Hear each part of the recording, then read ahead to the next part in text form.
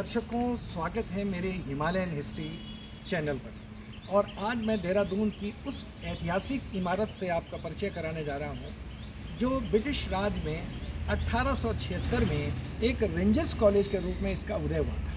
यह हम कह सकते हैं कि विश्व में दूसरा वन एकेडमी के रूप में जो प्रतिष्ठान स्थापित हुआ, एक इंपीरियल कॉलेज लंदन में था और दूसरा ब्रिटिश राज में देहरादून में इसी स्थान पर स्थापित किया।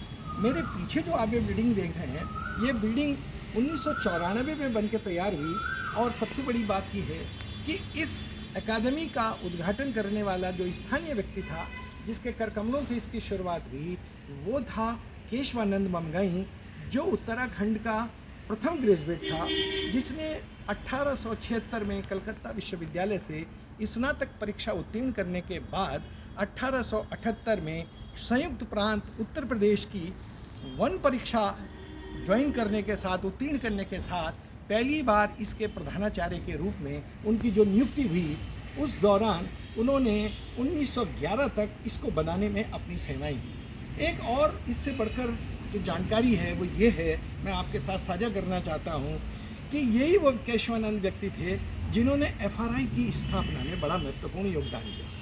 1911 में इसके प्रधानाचार्य पद से रिटायर होने के बाद उन्होंने जो आज जहाँ FRI है प्रेमनगर स्थित, ये ज़मीन तब सिरमौर नरेश के पास थी। क्योंकि सिरमौर नरेश में केशवानंद ममगई उनके फॉरेस्ट कंजर्वेटर के साथ साथ वहाँ काउंसिल के मेंबर भी थे, तो इस नाते उन्होंने 2000 एकड़ भूमि नरेश से प्राप्त कर सिरमौर के उस पर जो FRI बना उसका निर्माण कार्य शुरू किया। 1923 में जाकर उसका निर्माण कार्य पूरा होता है और 1929 में उनकी मृत्यु से पूर्व, केशवानंद की मृत्यु से पूर्व इसका उद्घाटन हो जाता है। केशवानंद की कहानी इतनी ही नहीं है और FRI की कहानी इतनी ही नहीं। केशवानंद ने 3 लाख जो हर्बेरियम म्यूजियम में उन पौधों का संकलन कर, उन प्रजातियों का संकलन कर, इसे विश्व की पहले सर्वाधिक बड़ी हर्बेरियम एक लैब भी बनाया, जिसके बारे में हमारे बहुत कम स्थानीय लोग जानते हैं।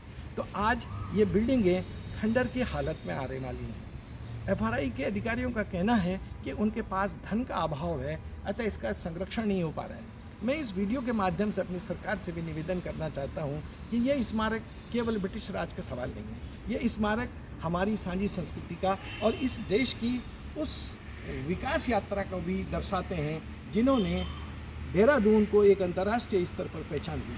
तो मैं ये उम्मीद करता हूँ कि इन भवनों को, इन इमारतों को उस रूप में संग्रहित करने की ज़रूरत है, ताकि हम आने वाले शोधार्थियों के साथ साथ अपने आने वाली उन पीढ़ी, उन सैलानियों के लिए भी इस भवन को, इस भवन की ऐतिहासिकता को, और विश्व में जो अनेक अधिकारी हुए, अमेरिका और यूरोप के कई लोगों ने इसी विद्यालय से पढ़कर, इसी रेंजर कॉलेज से पढ़कर अंतर्राष्ट्रीय जगत में अपना नाम कमाया। तो आज की बात में दर्शकों इतना ही।